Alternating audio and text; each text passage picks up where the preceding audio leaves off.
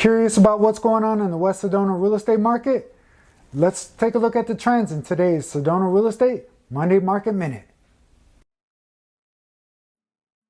As of June, we've seen an increase in the number of active listings in West Sedona of almost 11%.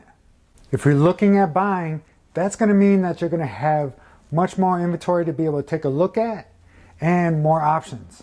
We have seen a decrease in the number of sold listings, as that is down 5.7%.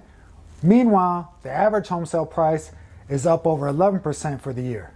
This increase in the average home sale price indicates a very strong demand here in the West Sedona area, and if you're looking at selling, you may want to go ahead and take advantage of the increase in the average sale price. If you're looking at buying in this market, you're going to want to be able to be prepared to be able to make decisions quickly and also be able to move very fast.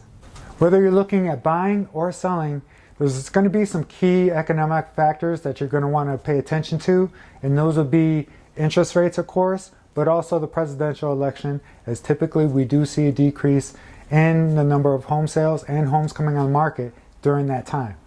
If you have any questions or any comments, please let me know. Once again, this is Angelo with RE/MAX Sedona. Bye.